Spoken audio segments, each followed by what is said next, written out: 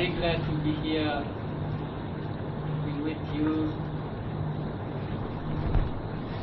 and to share my knowledge of Abhidhamma with you. And I'm grateful to, I don't remember the sponsors, so who made it possible to teach this class. In Theravada tradition, whenever an author writes a book, he first pays homage to the Triple Gem and also to his teachers. And today I'm very glad that all of you paid homage to the Triple Gem. So the aim of paying homage to the Triple Gem at the beginning of a class or at the beginning of writing a book is for the task to have a successful end without hindrance. So we hope to finish this class without any hindrance. Years ago, I was reading a book, a small paperback, and the name of that book was See Without Glasses. So this book contains some exercises for the eye muscles, so as to correct the vision, so that you can read without glasses. The exercises given in that book were so involved that I gave up. That is why I am still wearing glasses today. But what struck me, that book struck me, was some statement in that book. In one place, that book said, seeing is 90% mental and only 10% physical. Now that book was written by an MD. MD means medical doctor.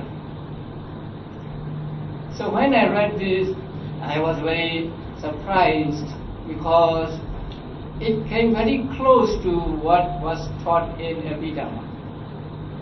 Now, according to Abhidhamma, seeing is more mental than physical.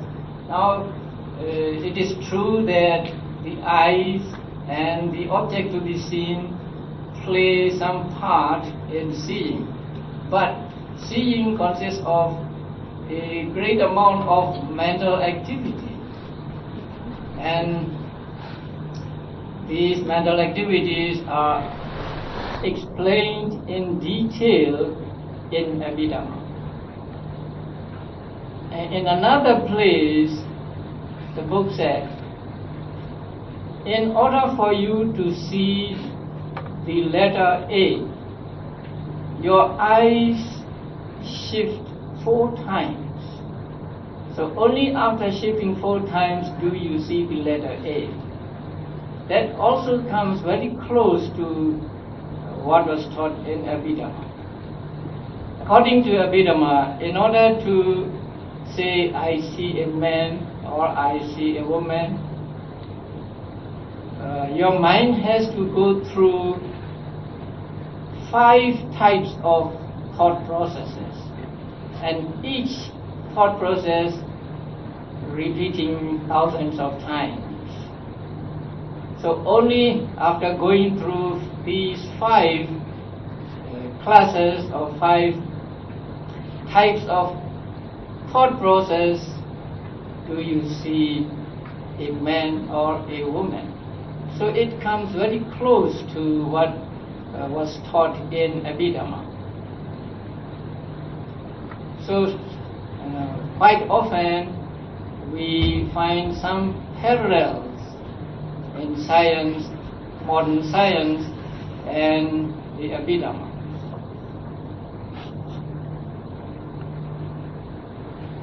And also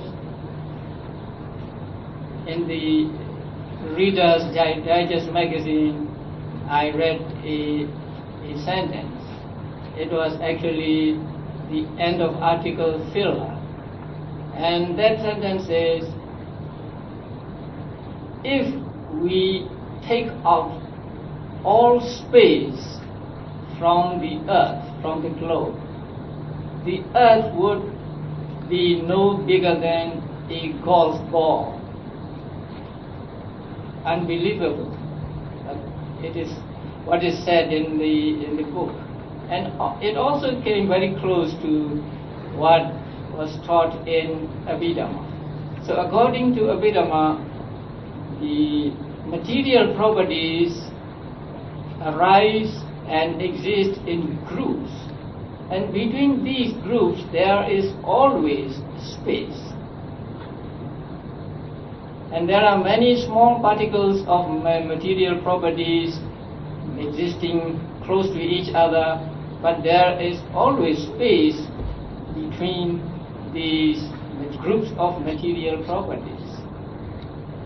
So although we think that, for example, this thing is solid, actually it is like a sieve.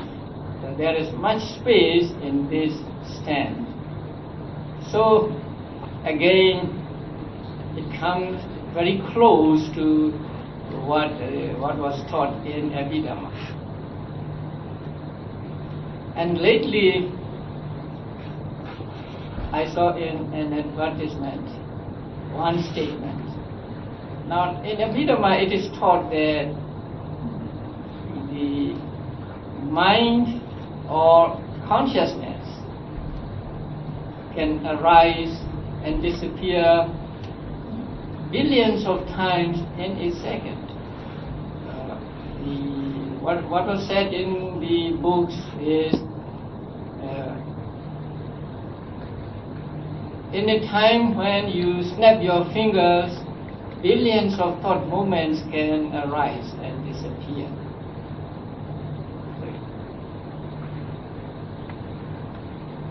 Although we have been teaching this for many years, we have no way of proving it until this nuclear science came into being.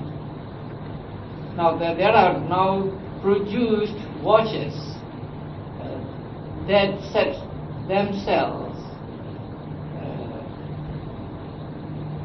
taking the time signals broadcast by one station. Now that station is located in the state of Colorado in the USA. So that state is called the National Institute of Standards and Technology. And it is said in this advertisement that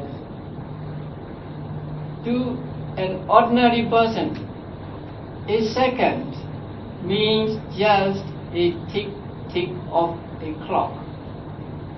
What is a second for us? Just a tick of a clock. But to the nuclear scientists at that center, it is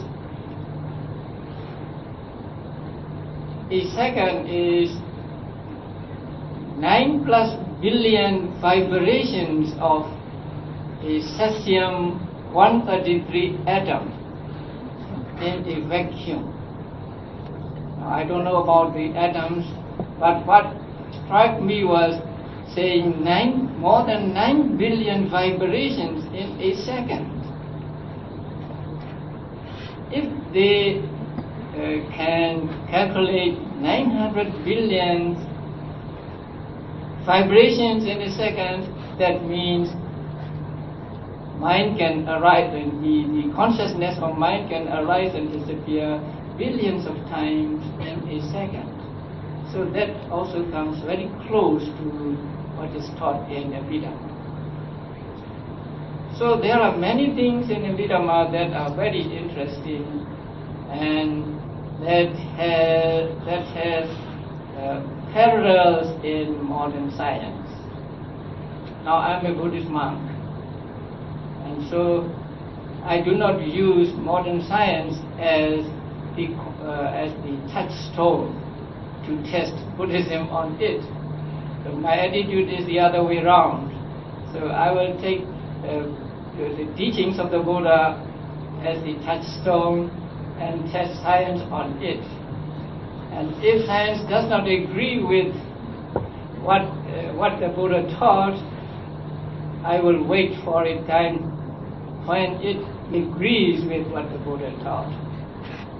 So in Abhidhamma there are many things that are interesting. It is like a storehouse, a big storehouse of these things, waiting to be explored, waiting to be understood by people like you. So I'm very glad that today I'm told that there are about 200 participants at this class, and this is the biggest class I have ever taught. Nowadays, there are two divisions of Buddhism, two major divisions of Buddhism, Mahayana Buddhism and Theravada Buddhism. Now we have parted from each other, but we still are brothers. But we have different teachings that are common to both these branches, and also we have some different teachings, different suttas. Now there is Abhidhamma in Mahayana and there is Abhidhamma in Theravada. They are not exactly the same. Now, since I am a Theravada Buddhist monk, I am familiar with Theravada Abhidhamma, and so the Abhidhamma I am going to teach you at this class is Theravada Abhidhamma. And we need to know how the Buddha's teachings are recorded and handed down until the present time. So it is a little bit of history, how these teachings were handed down. Now we have what are called 3 Pitakas or 3 baskets, and Abhidhamma is the third of these baskets, and we need to know how these teachings were handed down from generation to generation. Now Buddha did not write anything down. There were no books, or books were very difficult to get in those days, and also maybe people at that time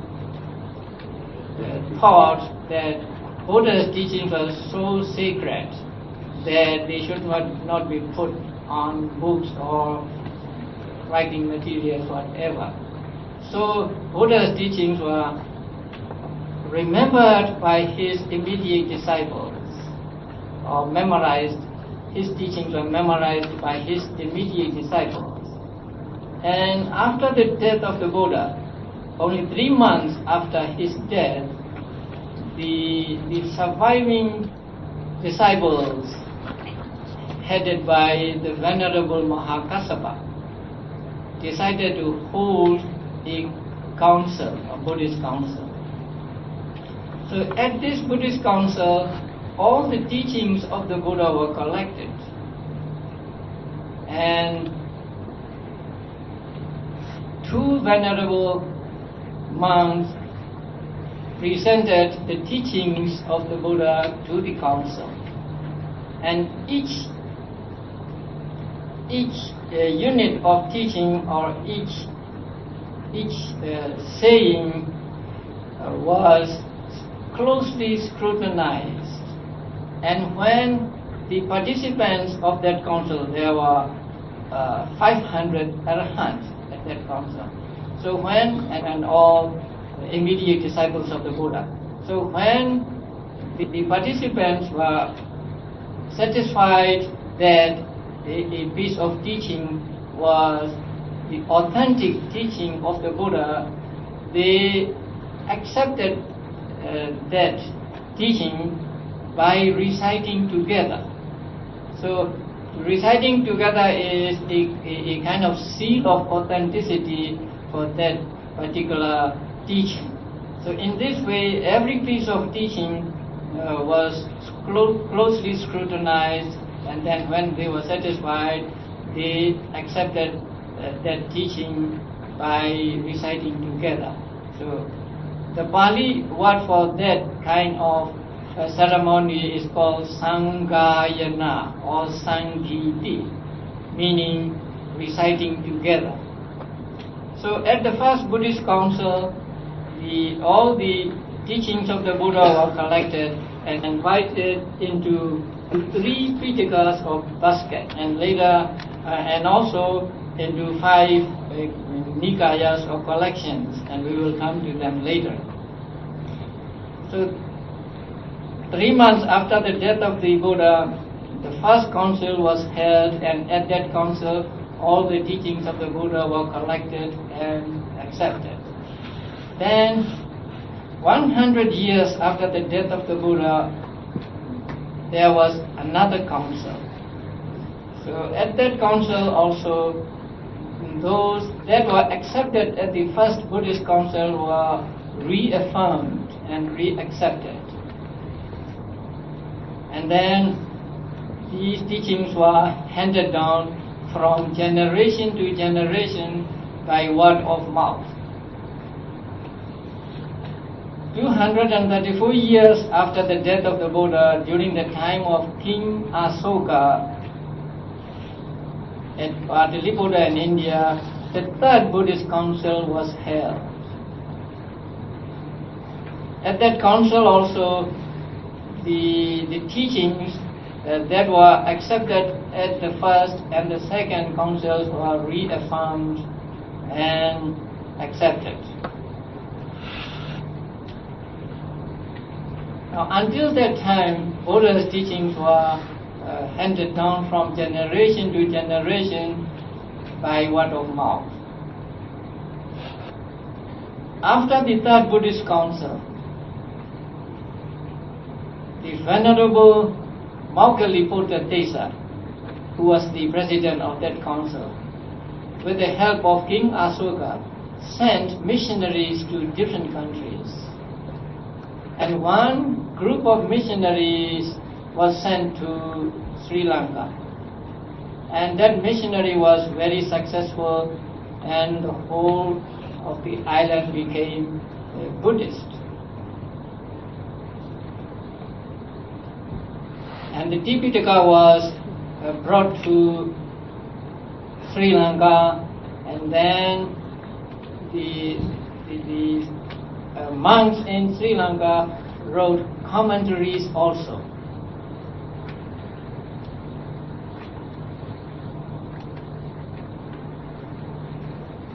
But about 450 years after the death of the Buddha, there was a great rebellion in Sri Lanka. People had to flee their places, and monks also could not live in their places, and so they have to go here and there. Some went into the forest and so on, and so the country was all in disorder. So when that happened, one group of monks decided to go to South India to escape the rebellion. But there were other monks who chose to remain in Sri Lanka. Although they had very different times and different conditions, they tried to keep the Tipitaka intact in their memory. They may not have enough to eat, but they recited the Tipitaka so that they do not forget. And that rebellion lasted for 12 years. After 12 years, when the rebellion was over, the monks who went over to South India came back to Sri Lanka. So when they came back, those who are left behind in Sri Lanka said, brothers, you went over to South India and you did not suffer like we did, but we suffered a lot during the rebellion, and so our memory might have been impaired. We may have made some mistakes in our memory. So let us check the Tipitaka you have memorized with our Tipitaka which we have memorized. So when the two parties checked the Tipitaka they had memorized, it was said that there was no difference. Huh? So they decided that in the future people might not be able to memorize all these and hold them together, and so they decided to write down the Tipitaka on palm leaves. So that took place about 450 years after the death of the Buddha, and that was done in Sri Lanka, in a place called Aluvihara near the city of Kandy. Then in 1871, another Buddhist council took place in Myanmar, in the city of Mandalay, during the time of King Mindon. So King Mindon was a very devout king, and he wanted to do what other kings had not done. He knew that Tipitaka was written on palm leaves. Now he wanted the Tipitaka to last forever. So he decided to have Tipitaka inscribed on marble slabs. And it was lucky that there was a hill near Mandalay where these marble slabs can be obtained. You have seen many marble Buddha statues. You know how good they are. So the Tipitaka was inscribed on those marble slabs, and there were altogether 729 marble slabs, and they are still intact. They are still to be seen in Mandalay. Even though there was fighting during the Second World War around that place, none of these slabs were hit by any bombshell or whatever. So until today, they stand intact in the compound of a pagoda near Mandalay Hill. Now that was in 1871. And then in 1954, after the independence, another council was held, and it was called the Sixth Buddhist Council. To that council, all the representatives of all Theravada countries were invited, and also prominent leaders from the Mahayana countries were also invited. And 2,500 monks participated in that council in a man-made cave near Rangoon. So that was held in 1954, and it went on for about 6 or 7 years. So the Tipitaka was handed down from generation to generation through the councils. Until the fifth council, there were no printed books in Burma or in Myanmar. But later, under the British rule, the books were the Tipitaka books were printed, and so at the Sixth Buddhist Council, all these Tipitaka books along with the commentaries, and sub-commentaries were edited and published. So now we Myanmar people have the whole set of Tipitaka complete with commentaries and sub-commentaries. Now Buddha's teachings are divided into Nikayas and also into Pitakas. I want you to be familiar with these two divisions. So at the first Buddhist council, the elders divided the Buddha's teachings into 5 collections or Nikayas, and they are collection of long discourses, collection of middle-length discourses, collection of kindred discourses or associated discourses, collection of gradual discourses, and collection of minor discourses. They are respectively called in Pali Digha Nikaya, Majjhima Nikaya, Sanyutta Nikaya, Anguttara Nikaya, and Khuddaka Nikaya. So Buddha's teachings were divided into 5 collections. That is one division. Another division is into 3 Pitakas or baskets. Now the word Pitaka in Pali means baskets or things to be learned. And these 3 Pitakas are Vinaya Pitaka, Sutta or Suttanta Pitaka, and Abhidhamma Pitaka. So all teachings of the Buddha were divided into 5 Nikayas, and also they are divided into 3 Pitakas. Now the division into Nikayas is not a subdivision of Pitaka division. It is a separate division. I tell you this because there is so much misunderstanding about Nikayas and Pitakas. Many people think that Digha Nikaya and so on are a subdivision of Sutta Pitaka, but that is not true. The Nikaya division is one division, and Pitaka division is another independent division. Among the 5 collections or 5 Nikayas, Abhidhamma is included in the minor discourses. But in the 3 Pitakas, Abhidhamma Pitaka is one separate Pitaka. Okay, now we come to the word Abhidhamma.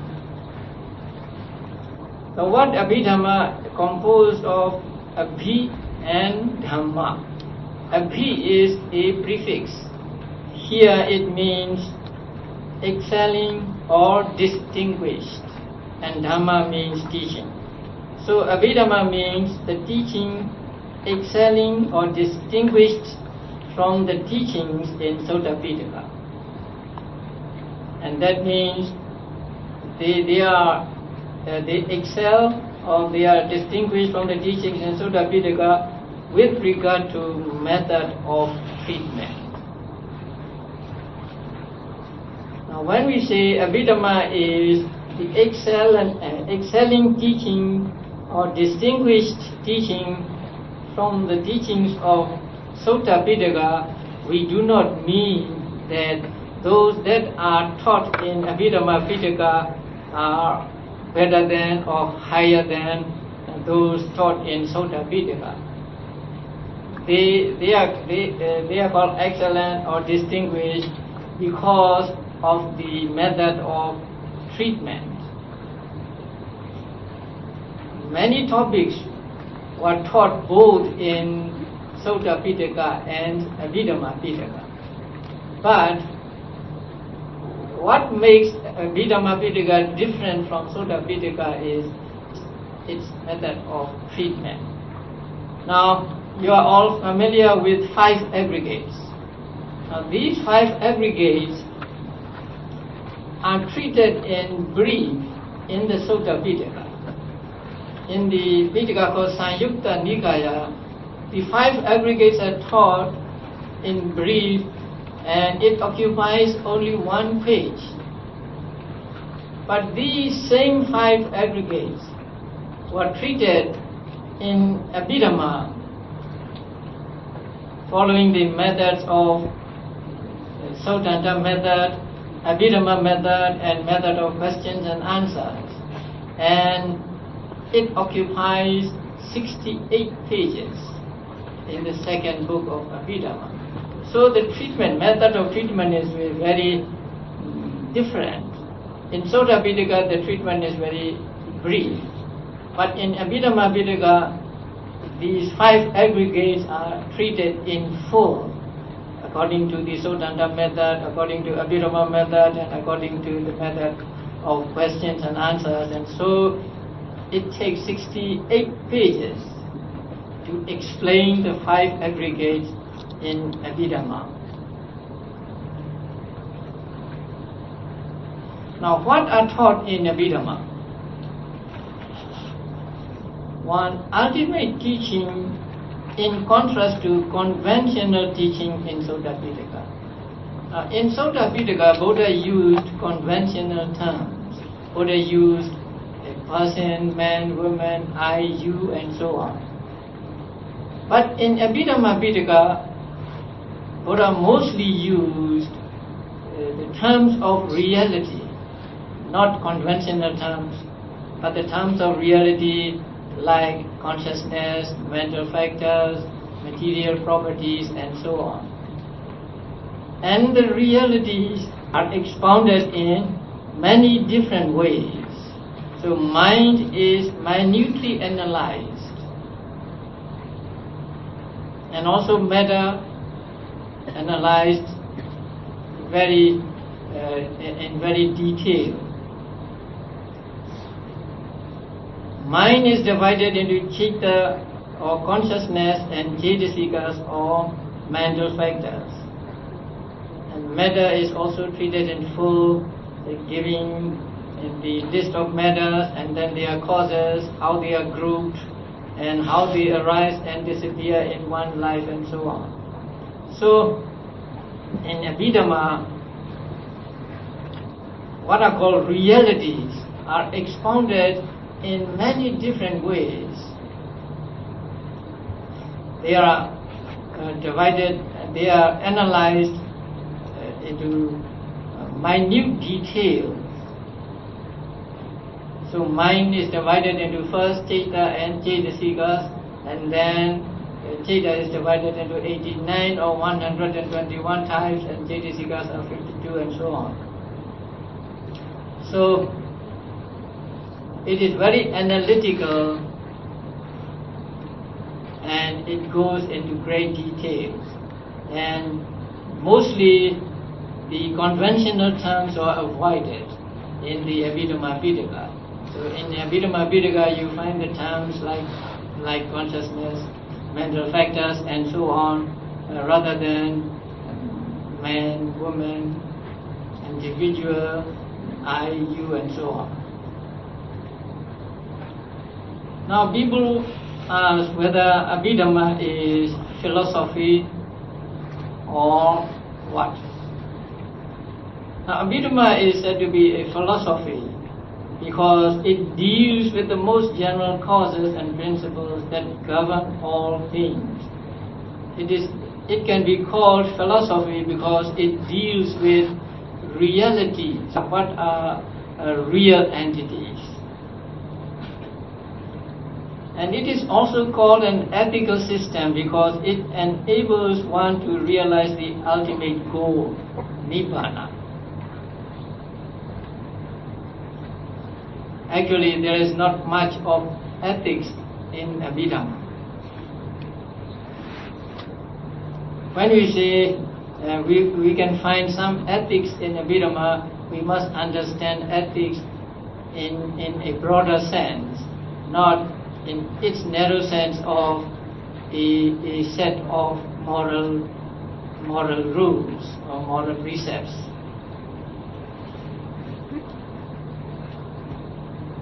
We say there is some kind of ethics in Abhidhamma, because when consciousness is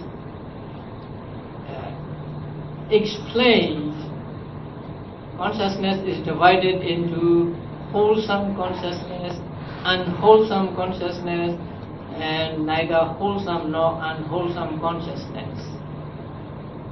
So wholesome consciousness we may call good consciousness, and unwholesome consciousness bad consciousness. So since consciousness are divided into wholesome, unwholesome, and neutral, we can say that there is a little of ethics in Abhidhamma. And because it deals with the working of the mind, with thought processes and mental factors, it is also a system of psychology. I think it is more psychology than ethics or philosophy, because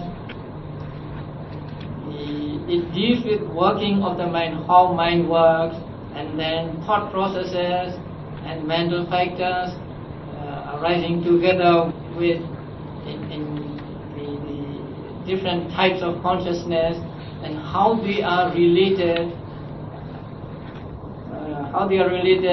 consciousness to consciousness, consciousness to mental factors, consciousness to material properties, and so on.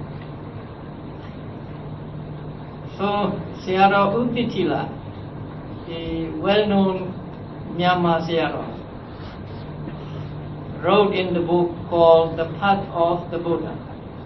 It is a philosophy in as much as it deals with the most general causes and principles that govern all things. It is also an ethical system because it enables one to realize the ultimate goal, Nibbana. And because it deals with the working of the mind, with thought processes and mental factors, it is also a system of psychology. Abhidhamma is therefore generally translated as psycho-ethical philosophy of Buddhism. So all these three things put together. Now, we come to the importance of Abhidhamma.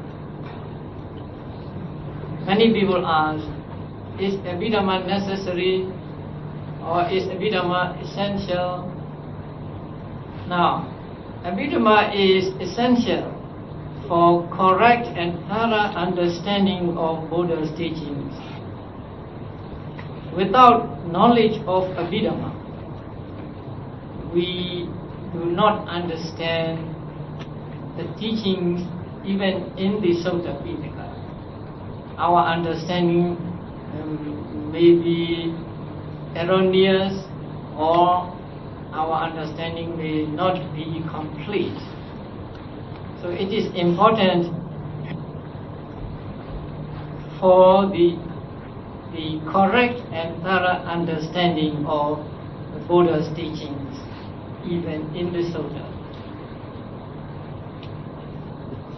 Now, there are people who think that Abhidhamma is not necessary.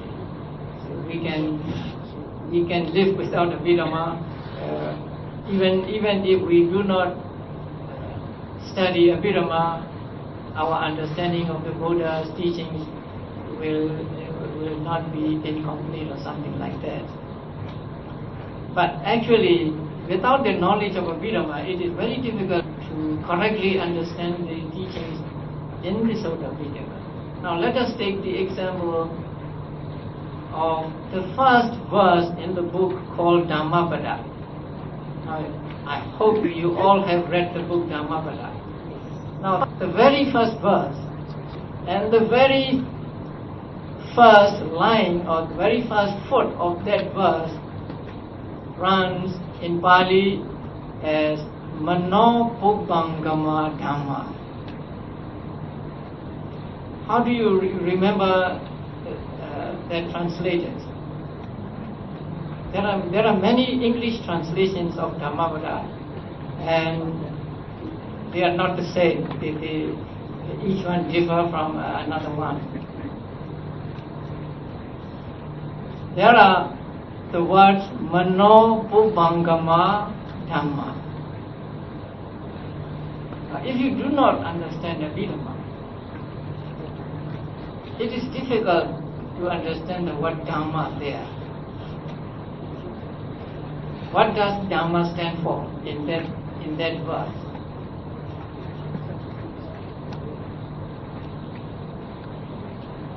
And then what is Mano there? And Pubbangama means forerunner. So I will translate using Pali words. Dhammas are those that have Mano as their forerunner.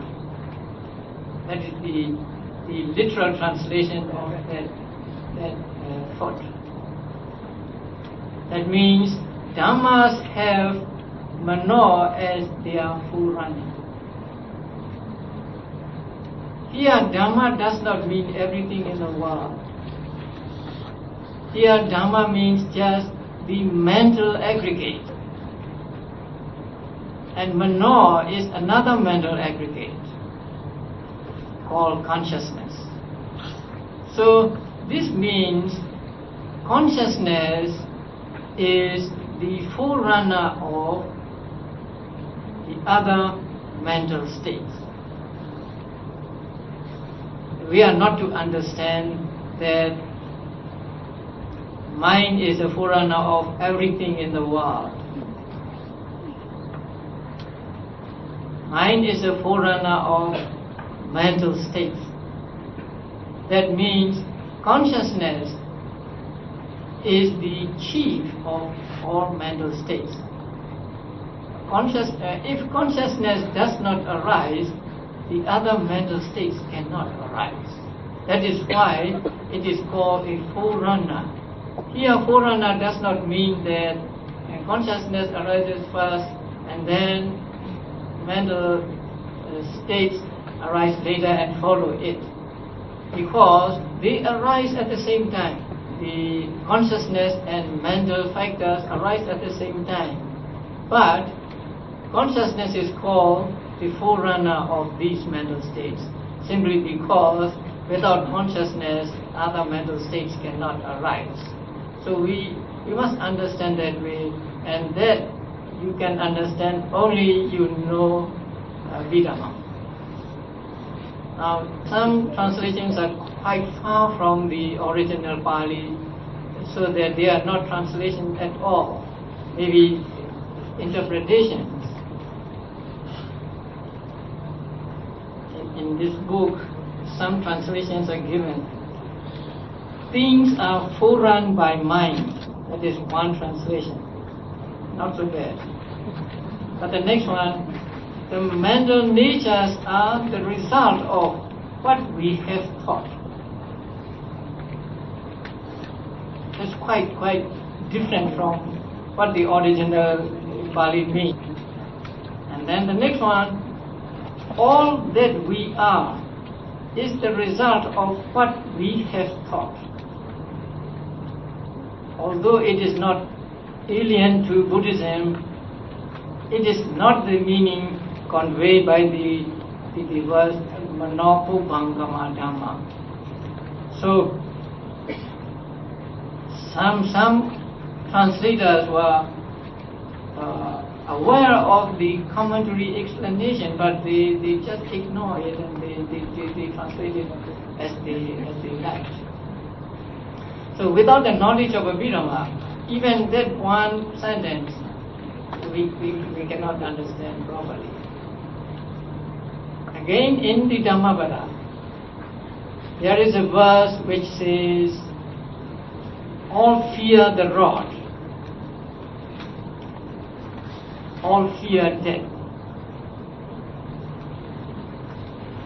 Now, that also, if we do not understand Abhidhamma, we may misunderstand that. All tremble at the rod, that means all tremble at the stick, all fear death. Now, according to Abhidhamma, Arahants and Buddhas are those who have eradicated all mental defilements. Since they have no mental defilements in their minds, there is no attachment in their mind, there is no fear in their mind, no anger in their mind. So although the verse says all fear death, we must understand all does not mean all. All except Buddhas and Arahants. In the next verse also there is a saying, life is dear to all. That means everybody is attached to his life. That all also is not all, because Arahants and Buddhas are not attached to their lives, because they have eradicated mental defilements altogether. No attachment, no anger, and so on. So, although the words used are all, we must understand that all means all except Arahants and Buddhas.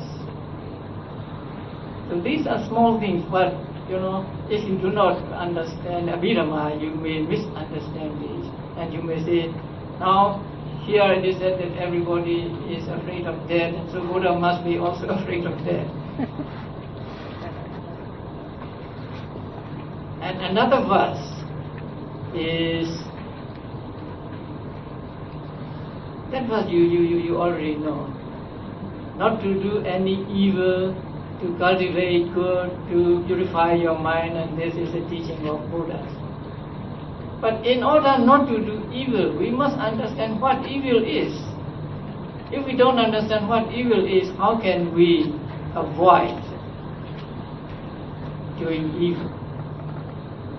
And evil, the English word evil here is, I think, too strong.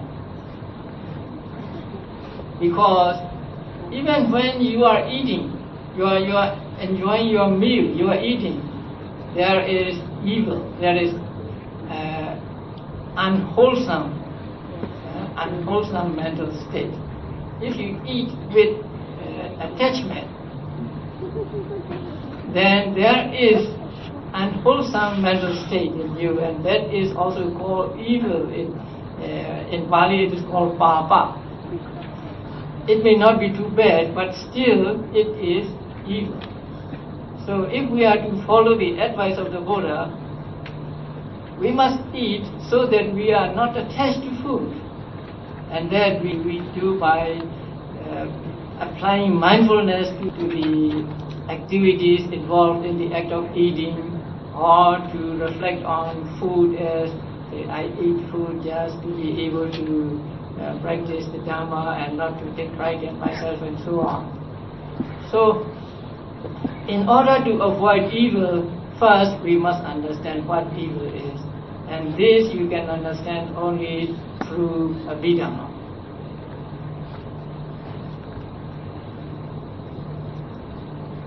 Okay, another one. You all are familiar with the 6 attributes of the Dhamma. Swakhato, Bhagavata, Dhammo, and so on. So there is one word, Akaliko. And Akaliko is translated as not delayed or giving immediate results. Kala here means time, and time means time to give results. So Akaliko means there is no time for giving results. That means it does not delay in giving results, it gives immediate results. And in order to understand it, you need to understand Abhidhamma. In Abhidhamma it is taught that at the moment of enlightenment, a type of consciousness arises, and that consciousness is called Magga, path consciousness. And that path consciousness is immediately followed by fruition consciousness, 2 or 3 moments of fruition consciousness. So Magga is the cause, and fruition is the effect. So here, the Magga gives its fruit immediately, without any intervention of time. So that is why it is called Akalika, no time. Sometimes Akalika is translated as timeless. So if we translate it as timeless, we will mean some other thing.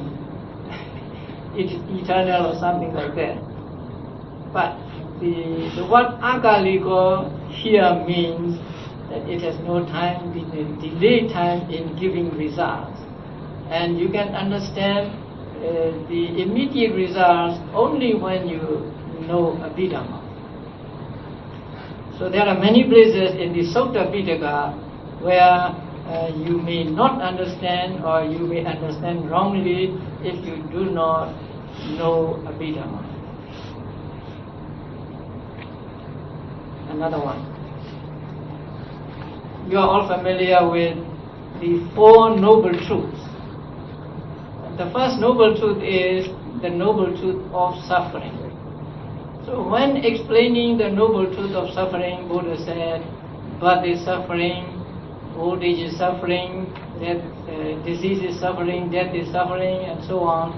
And at the end, what did Buddha say? In brief, the 5 aggregates of clinging are suffering. Now, how do you understand aggregates? How do you understand clinging? And how do you understand aggregates of clinging? Without the knowledge of Abhidhamma, you don't understand that. Here, aggregates of clinging means aggregates that are the object of clinging. That is one meaning. Aggregates that are the object of clinging.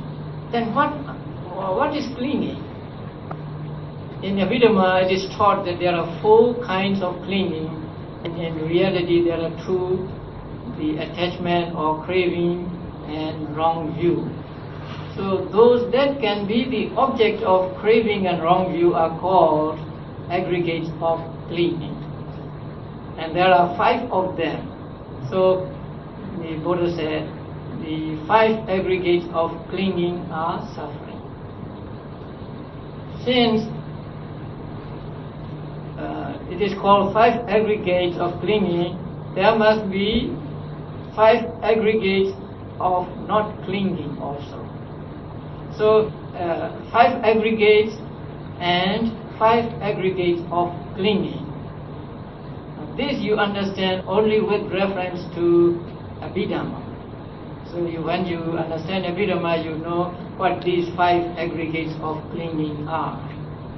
Now, it is important to understand the 5 aggregates of clinging, because when you practice Vipassana meditation, you take any of the 5 aggregates of clinging as object, and you do not take aggregates that are not the object of clinging as object. So with reference to Akalika, we talk about Magga, or path consciousness. Now path consciousness and its result, fruition consciousness, are not the object of clinging. They are outside the range of clinging.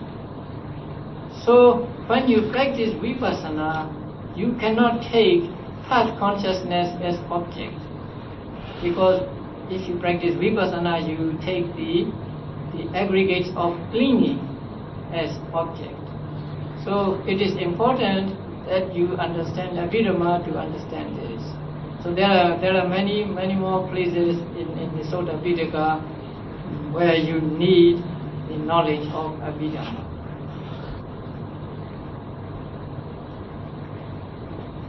But still there are some people who say we don't need Abhidhamma. Now Sayadaw U Titila again said in the same book, Abhidhamma is highly prized by the profound students of Buddhist philosophy. But to the average student, it seems to be dull and meaningless. This is because it is so extremely subtle in its analysis and technical in its treatment that it is very difficult to understand without the guidance of an able teacher. That is probably why the Abhidhamma is not so popular as the other two Pitakas among Western Buddhists.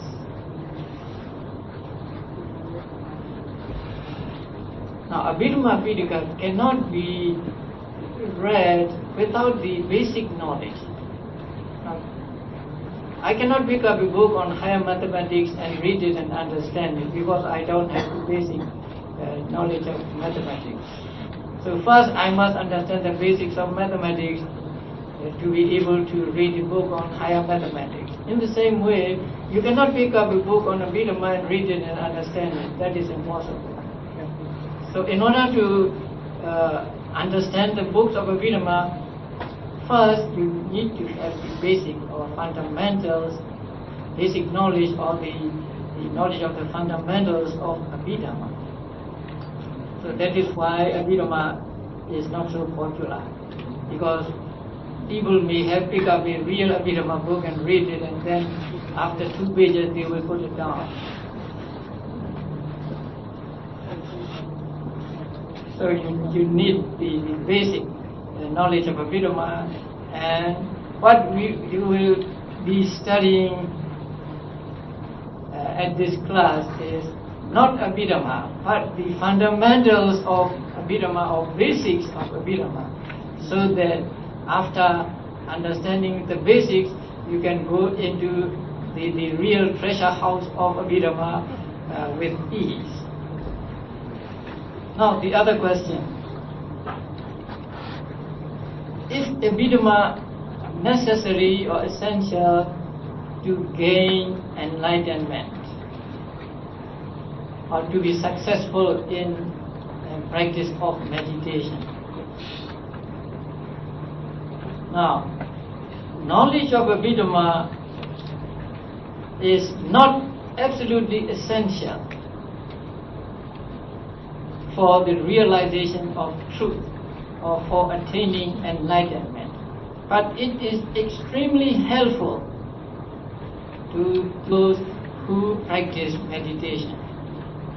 Now, if you understand Abhidhamma and practice meditation, it is like reading a guidebook before you visit a place. You may visit a place without reading a guidebook.